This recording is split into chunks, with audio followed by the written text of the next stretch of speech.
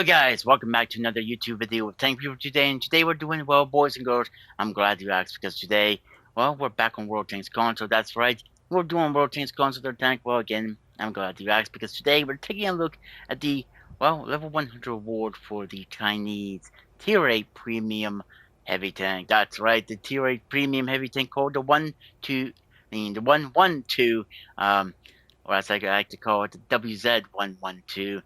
But this is the Tier 8 Chinese premium tank. It is not the newest vehicle, but it's been in the game for a very long time. And yeah, we're going to go over some of the stats here in the garage and stuff and take it out into a battlefield, see how she performs and stuff. But there is something I do want to talk about, something about this vehicle that if you're a new player, you're not going to know this. And this is not many tanks has this, but some tanks do. Majority of the new tanks that comes in the game doesn't get this. For example, if we look at something like the BZ here, which bomb of its name plays up to tier 10. Yeah, this thing has a plus two matchmaking, where it means it will play up to tier 10. So you're thinking, well, okay, maybe the 112 does do the same thing. No, actually it doesn't. As you can see, it plays up to tier 9. That means it gets something called provincial matchmaking, which is something that this vehicle easily gets, and I gotta say, it deserves it. But if you look at something like the 110 here, it plays up to tier 10. Well, that's a tech tree vehicle. So yeah, this BZ doesn't get it, sadly, but I don't think it needs it. But this vehicle does definitely would need it, and it does get the provincial matchmaking. Now, you might differ on what you think about this vehicle, but I gotta say, this is a nice Chinese Tier 8 premium heavy tank. And yeah, let's get right into stick of the vehicle itself. So, standard AP pen, we got 170 meters of pen, 175 meters of pen, tank. Get it right, buddy.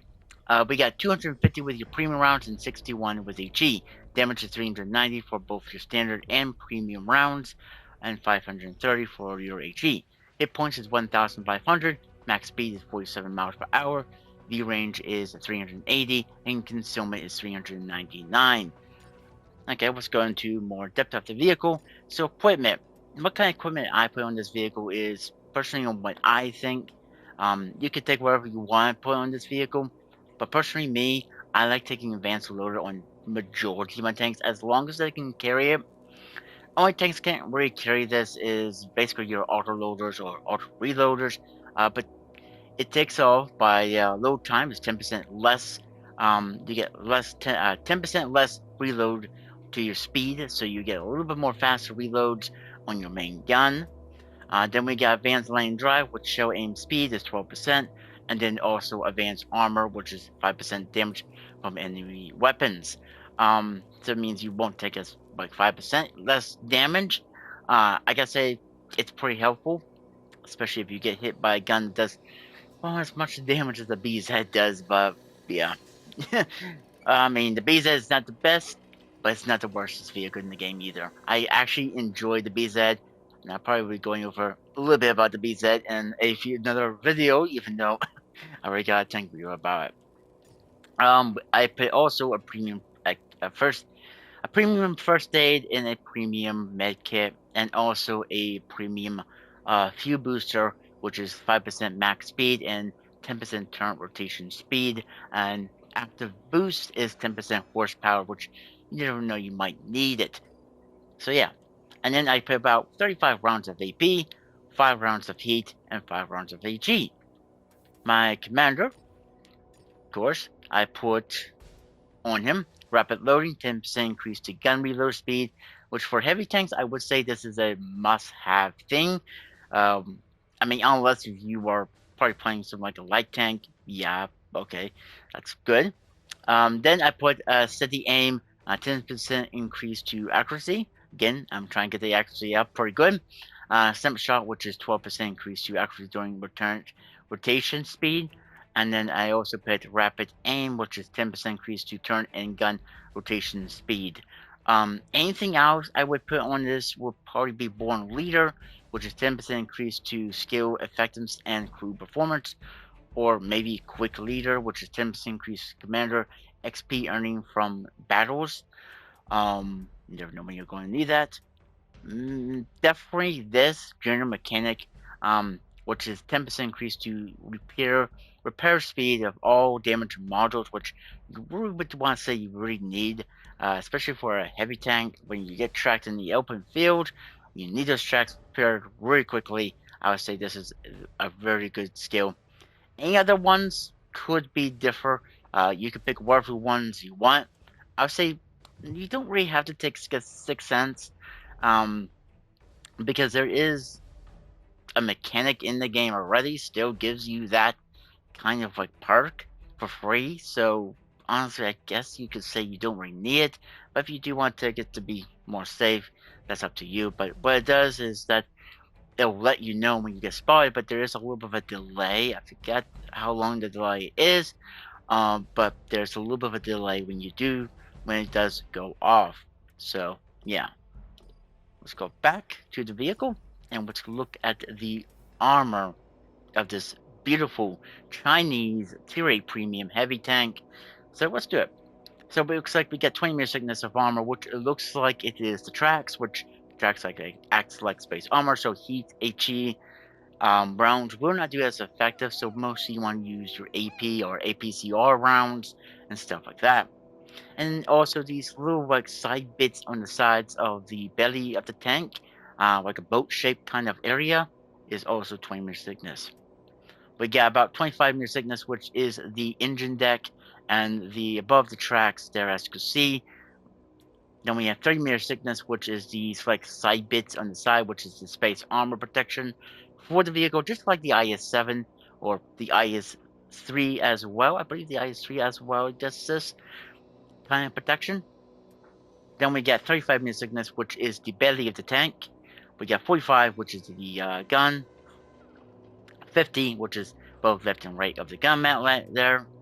55, which is the roof of the turret and plus the two cupolas. 60, which is the rear of the turret and the rear of the hull. And plus also 80, which is these side bits that's like a boat type of shape underneath the hull, as you can see. Then we get 100, which is the sides of the hull and the upper hull where the space armor is, and also the what do you want to call that? The forehead and press around the top and rears of near the cupolas and stuff. We got 120, which is the upper plate, and press a little bit of the turret ring, press the sides of the armor. And then we got 130, which is the left and right of the turret. 140, which is the lower plate, which, yeah, okay. 150, which is above and below the gun mantlet, and also the cupolas, and press these two little bits right here. Looks like maybe the turret ring. And then we have 200, which is below the gun mantlet, or actually below the turret there. We got 230, which is these two little side bits on the left and right, which is protected by that little bit of space armor protection. Then we have 240, which is left and right of the gun mantlet, the cheeks of the turret. 250, which is the full gun mantlet, so do not shoot the gun mantlet. 275, which again is for the cheeks of the turret, and 300, which again is the left and right of the cheeks of the turret. So yeah, pretty decent, well armored vehicle overall. But let's look at some of the stats that they just don't show you too much in the garage. So top 4 speed is 47.25 miles per hour. Top reverse speed is 15.75 miles per hour in reverse. Horsepower is 580. Power to weight ratio is 12.61. Hit points is, of course, 1,500. Hull rotation speed is 26 seconds. Self-retrain resistance is 2.30. Medium train resistance is 1.20. And firm train resistance is 1.10. Detectability by sitting still is 399.18, which, is a heavy tank. It's not going to be the sneakiest tank. So, yeah. Detectability range while moving is 422.09. View range is 380, and signal range is 600. Okay, not bad. We also have. The turret rotation speed is 31.46. Actually, during rotation is 1.43.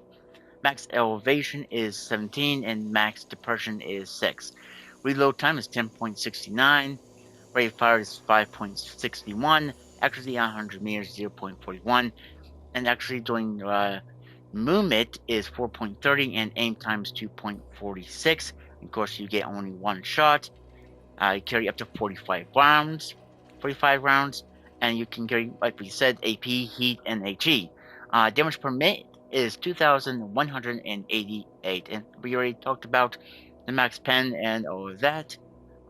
And yeah, rest of it is just the premium bonus because this is a premium vehicle, which will gain you some credits on the battlefield if you decide to keep this vehicle. But personally, me, I would say definitely keep this vehicle. For one, not just because it's a premium tank and a tier A premium tank at that, but also because it gets the provincial matchmaking where it will not see tier 10s. Trust me, you will not see no tier 10s. You will see tier 9s, but you would never see a tier 10 game with this type of vehicle. So that's why I say you must able to keep this vehicle. And we'll see about the other vehicle, which is at level 75 within the season, which I will be doing a tank review on that when I get my hands on that vehicle. So, yeah, these two vehicles for China, I would say keep, train your crews up. If you don't feel comfortable playing those tier 10 matchups and you get this vehicle's pretty comfortable enough to replay and train your crew up for if you're deciding to go through the Chinese heavy tank crew or a regular heavy tank line leads into the WZ11 Model 5A, I believe it is. But yeah, this one is definitely would be something I would say keep if you do reach level 100, especially if you're a free to play player and you want to have something for your Chinese heavy tanks. This would be something for you. But that's probably gonna be for here in the garage, there, guys. The jibber jabber in the garage. Let's take her out into a battlefield and see how she performs. All right, see you guys in a few seconds. So we're back, guys, on Abby, and yeah, I believe we are top tier in this game, and I do have a fire extinguisher instead of using the other one. I think I was messing around with the fire extinguisher, seeing if I did get caught on fire, which at this point I don't think I ever did. So, yeah, great, A plus. So if you want to use a fire extinguisher, go right ahead. If you don't want to, you don't really have to. Use whatever consumables you want to. But top tiered, yeah, this vehicle does rock. And against bomb tier vehicles, use up gun depression, whatever gun depression you do have. This vehicle does rock in a top tier game, and even if it's bomb tier, it wouldn't really seem like it's that bad of an idea, because this vehicle, it can side scrape pretty decently, which we probably won't be able to see in this gameplay, but we're going to be seeing how much we carry in this game. Both probably the thumbnail and that is probably going to show what we did in this gameplay, and we're deciding to go over this way. To be honest, I kind of didn't have a great feeling for this game, even though we are top tiered in this game. It's just the way how my team went. Everyone went over on this side, but I have noticed enough times if you go on one flank by yourself, you're just going to get wrecked. You're going to be destroyed. You're going to get killed, and all of that. So, in a lot of ways, yeah, you could do whatever you want, but I would not go on one flank. But as you can see, my whole team is going down this flank, which, like I said, I'm not feeling very comfortable with it. But looks like the first light tank, which is the Dusters, gets spotted tier 7. We don't fire because he gets in cover, but looks like we find a target. We fire, but we do not hit, or heck, don't even do anything, because we miss. We won't for you aim then, and we are going to go down here. We shoot again on the move. They miss us, which is great. I am spotted, and we do take our first hit, but the guy hits my tracks, which this Chinese. It's not Russian, so it doesn't get that same rule. But there's a BZ, and I know what those things can do. But I'm staying out of his range, I'm trying to look for a good shot, but sadly my shot went into that building. Maybe it was a good thing. I'm only using standard ammunition. And it looks like artillery wants me. Yay! Artillery just enjoys me, and I'm getting some assistance. Cool. um, I always get assistance with a heavy tank. Could be the best light tank in the game. But looks like I'm actually rising something. And you guys might rise it too by watching this replay. There's so much of my allies of my team just over here, and I probably haven't noticed it yet, but I'm about to notice it about the flank falling on the other side, and I think I'm now just noticing about my flank falling. So I'm deciding to turn around and go back to the cap, because it looks like we might have an AFK tank destroyer, and I think I'm looking for defend the base. Yeah, there we go. Defend the base. I'm trying to ask my team to defend the base instead of going for the enemy cap, and it looks like my team might not even want to do that. So yeah, it looks like it might be just me and a few other allied tanks going for the cap. Not sure what this BZ is doing. He can get there pretty quickly too with its rockets. A very good new tank destroyer. Not tank destroyer, heavy tank. And there's a storm. Yeah, what's that thing called? Storm Elephant? Storm Panzer? Storm or whatever it's called. It's basically Elephant's Hall, but it looks like we find and hit that bit the Elephant, which is basically a Centurion. It's a Halloween version of the Centurion, and well, looks like one of our allies gets destroyed. This guy's coming. We hit him, but we only traffic him. But that does leave our Storm Tiger, right? Tiger P to kill him. Awesome. And here comes the Duster, which we put one shot into the guy. He is just bouncing off our armor. There's nothing he can do frontally against us. We are backing up a little bit because I don't want to get shot by his allies' heavy tanks or tank destroyers. We put another nice shot into him, and here comes a TS5, a Tier 8 American premium tank destroyer, which is very well armored. But are we going to get a good shot into the guy? Sadly, we aim for the low plate, which would normally be a weak spot, but our standard ammunition isn't going to be enough. We go forward, we'll try and find a shot onto the guy, and I'm kind of afraid of a heavy tank popping up, so I'm going sideways. We find a good spot right there on the belly of his tank. He misses his shot, but my teammate just doesn't do anything against him, and I'm right. There is a light tank over there, and I think there's a heavy tank. We're looking for the same shot, but sadly we miss again, and we are switching to our heat rounds, which is hopefully something we can use against this guy. We are going to be using this dead enemy tank to side scrape, and we hit his little plate with our premium rounds, which is going to be wonderful to help to kill this guy. We're going to need these rounds. He hits our tracks, detrack us. I use my repair kit, and we do hit him, and I don't think he's rising how to take me on. So this is great, and here comes a VK101P, and that TS5 just bounces again. Sadly, my shot went to his gun, and I'm worried because there's this guy, but then I do have a tank destroyer. Oh wait, never mind, I might not. And we are, well, we took our first bit of damage, and I think that TS5 wasn't expecting me to aim for Scopoa. So yeah, we still have a tank destroyer. That Storm Tiger P is still alive, but it looks like this VK does not hit us. Or actually bounce, but we bounce off his low plate because he is playing pretty well, but he's not going to survive this. We are a little bit more faster than the guy. He does bounce again off our side armor, and we get his side, and we do demolish the guy. I think though that was my last heat shell, so now on it's going to be just AP or HE, which is only 2 enemy tanks left. There's a light tank and a tank destroyer, and our light tank is on very low hit points. He is a one-shot, and not sure what our tank destroyer is.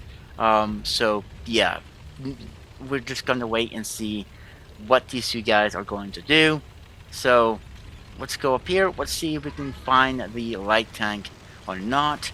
And here's the light tank. Ooh, can we get the guy? Maybe, maybe not.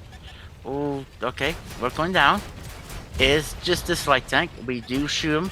and we do kind of ram him a little bit, but our light tank decides to ram the guy. It kills himself, sadly, but we do have this, and we do take the guy out. The last enemy tank, I did rise this very quickly, is over there, which is the tank sure one-shot kill. And are we going here first shot? He does his, but sadly it looks like we get a ghost shell on the guy, so oof, not great. But can we take this down? Even if we don't, our tanks are should be able to do it, but we're still on full hit points. It looks like I am aiming for the guy. We are aiming. We are going to get a nice shot into the guy. There we go. We got victory there, guys. A very good carry. 2 versus 2, or actually, yeah, 3 versus 2, actually.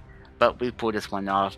But I'd like to know what you guys think about this 112 Chinese Series premium heavy tank. Do you like it? Do you hate it? Or are you in the mix of it if you do have the vehicle?